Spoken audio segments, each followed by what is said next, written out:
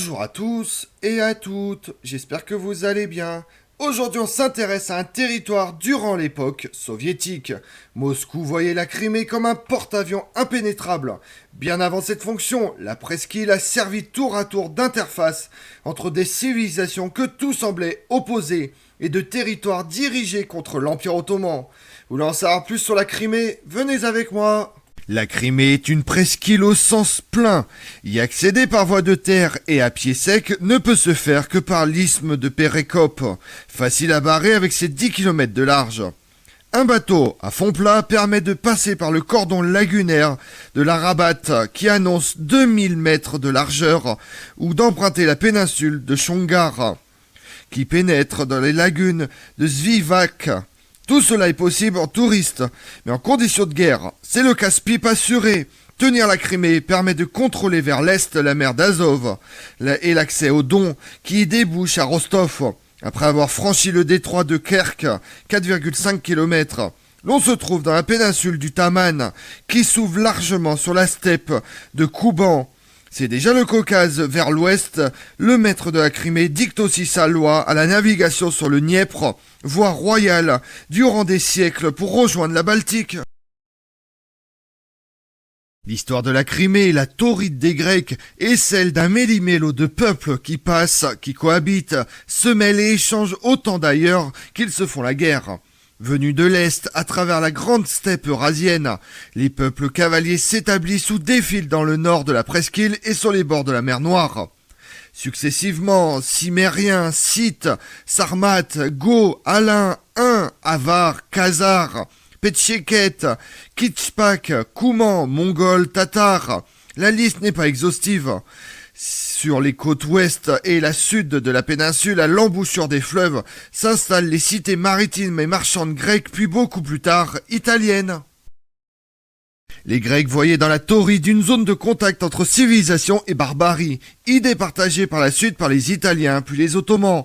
Les Grecs fondent ainsi, entre le 7e et le 5e siècle avant Jésus-Christ, les colonies de Kéronèse, dont les ruines sont intégrées à l'actuel Sébastopol.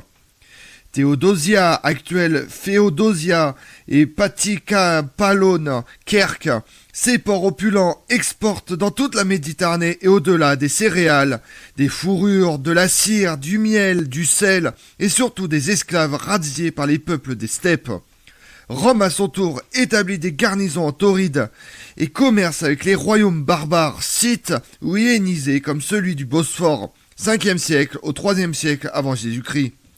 Après la chute de l'Empire d'Occident, la Crimée entre dans l'orbite de Byzance, dont l'influence est contestée par la principauté de Kiev, tandis que les comptoirs vénitiens et génois, à Kaffa, nouveau nom de Féodosia, point de départ vers l'Europe de la peste noire au XIVe siècle, s'emparent du commerce lucratif des esclaves maintenant alimentés par les Mongols. La désintégration de l'Empire mongol laisse émerger en Crimée et dans les steppes qui l'abordent un état original, le Khanat tatar, qui dure de la fin du XIVe siècle à la fin du XVIIIe siècle. D'abord vassal de la Horde d'Or mongole, puis de l'Empire ottoman. La Horde d'Or est le nom de l'Empire mongol fondé par les héritiers de Gengis Khan, qui domine l'Asie centrale et une grande partie des steppes ukrainiennes et russes, du XIIe à la fin du XVe siècle. Convertis à l'islam, les Khans installent leur capitale à Brakhasaray, d'où ils entretiennent des rapports avec toute l'Europe jusqu'au Danemark. Les cavaliers tatars servent d'auxiliaires dans l'armée ottomane. On les voit par exemple au siège de Vienne en 1689, pour le compte de la Sublime Porte et pour alimenter le trafic des esclaves chrétiens. Ils continuent à mener des raids lointains vers le nord, souvent au détriment de la principauté de Moscovie, puis de l'Empire russe. Ils brûlent Moscou plus d'une fois et se font payer tribut jusqu'à la fin du XVIIe siècle. Mais leurs razzias sont de plus en plus gênés par l'action des Cosaques alliés à Moscou en 1654. La Sublime Porte est le nom donné en 1536 par l'ambassadeur de François Ier à l'entrée monumentale du siège du grand vizir à Constantinople. Le terme est adopté ensuite pour désigner le gouvernement de l'Empire ottoman.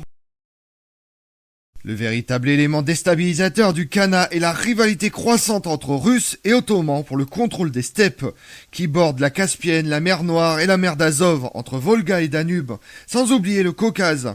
À partir de 1676 et pendant un siècle, pas moins de 5 guerres opposent Moscou à la Sublime Porte. Malgré plusieurs revers cuisants, la Russie étend ses frontières toujours plus vers le sud, cantonnant le Khanat à la presqu'île de Crimée. En 1774, les Ottomans reconnaissent par traité l'indépendance de la presqu'île, mais sous protection russe. En 1687, pour la première fois, l'Europe entend parler du mur des Tatars, qui barre l'isthme de Pérékop. L'armée du prince Golosnine s'y fait littéralement hacher. 2 ans plus tard, ce 20 massacre se répète malgré 450 canons, chiffre encore jamais vu.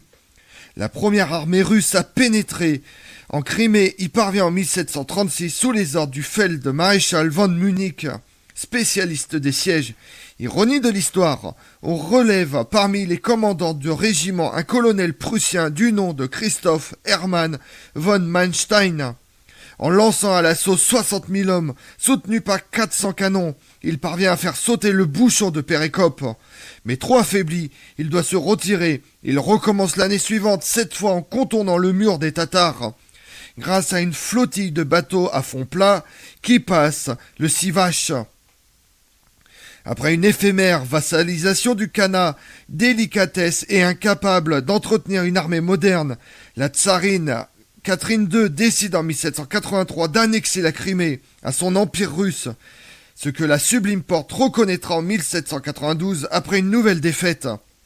Dès 1783, un port de guerre est établi dans un site exceptionnel, de loin le meilleur du bassin de la mer Noire, Sébastopol. La Grande Catherine ne cache pas sa raison d'être, qui sera reprise par ses successeurs, y baser une flotte qui dominera l'espace maritime et menacera directement Constantinople à seulement 500 km.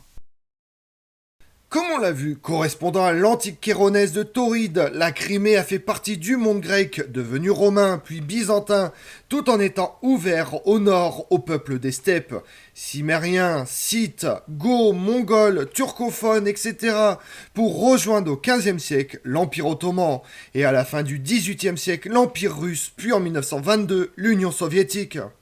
Je vous remercie d'avoir suivi cette vidéo en ma compagnie. Si vous voulez connaître mes autres vidéos, retrouvez-moi sur ma chaîne YouTube Tout sur l'Histoire avec Damien, mais également sur les réseaux sociaux, Twitter et Instagram, Histoire Damien. Et pensez à liker, commenter et vous abonner. Je vous remercie à tous.